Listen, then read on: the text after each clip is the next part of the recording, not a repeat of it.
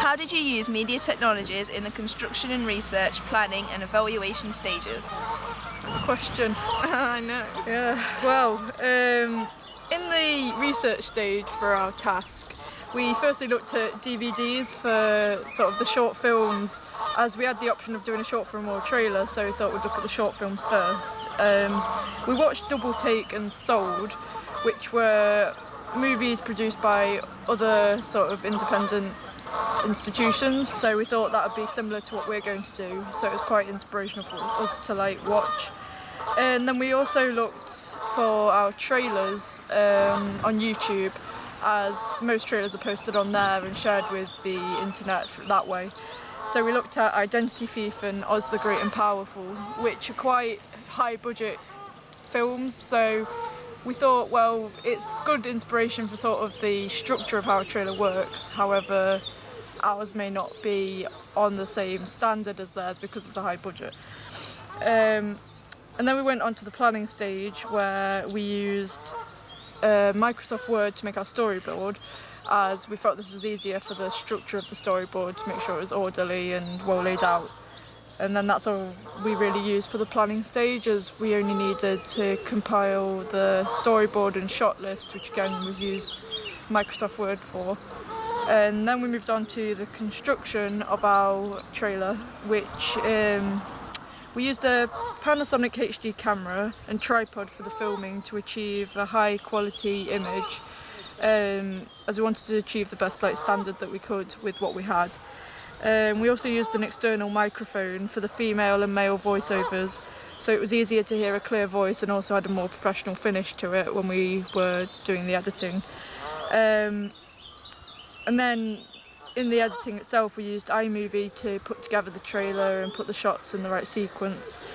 And then we also used YouTube to source our copyright-free soundtrack. Then put that into GarageBand to move around parts of the soundtrack, so we had it the way we wanted it to be, because we wanted it to build in pace in the right places, so that when there was a climax in our trailer, we wanted the music to also match that. So we spent quite a bit of time doing that. And then used also a font generator online to get the DS Digital font for the titles used in all three of our products, as we thought this was quite effective and wanted to be we wanted the font to link to our title countdown, so we thought the digital clock font would be quite appropriate. And then for the magazine cover, we used Photoshop to create it, as again this is quite professional sort of software, and it also enabled us to use layers to position features such as the masthead behind the cover shot and the strapline, as it gives sort of not a 3D effect, but it sort of brings it to life a bit and stands out on the shelf. If it was to be on a shelf, it would stand out compared to other magazine covers and therefore attract the audience to buy it. And then finally for the poster, we used Photoshop again, as we found it worked well for the magazine cover and thought it would be appropriate, as again it just looks quite professional. And then finally for our evaluation, we're filming ourselves answering the 4 main questions, as we thought it would be good to give our response to it. What have you learnt from your audience feedback? Well, we got the audience feedback on all 3 of our products.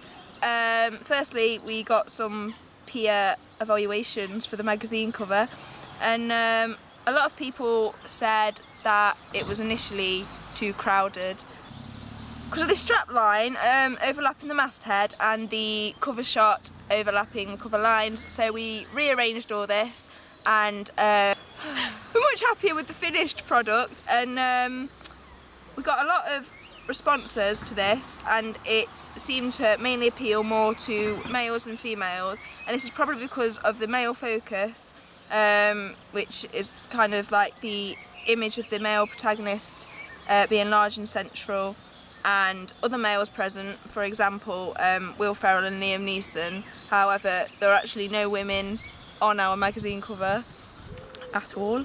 And feedback for the poster we got was that they liked the minimalistic approach that we took, and it really kind of exposed the mysterious genre, and they liked that it implied kind of shadow and mystery. The people asked like the emptiness, of the void to the right hand side of the poster because it has connotations of mystery and danger, and it draws in audience interest. Responses we got for the trailer included that actually the use of a female voiceover is quite unheard of in action trailers and trailers in general. We didn't pick up on this while we were doing our research, and it was an interesting look at it. It challenged usual conventions, and it was unusual for a stereotypically male audience to hear, and it could make them feel kind of emasculated, but I think we did it effectively. The audience liked the few seconds that we had at the end of the trailer after the title and the date. They thought that was effective, and it kept the audience keen and interested right to the end, and the Enigma code made it more exciting, to quote. And the audience were impressed by the non-diegetic soundtrack as it built up to a climax in the middle of the trailer and slowed down, making it more exciting. Kevin Morris said, "The addition of the excellent soundtrack kept me on the edge of my seat." Yes, that is what we learnt from our audience.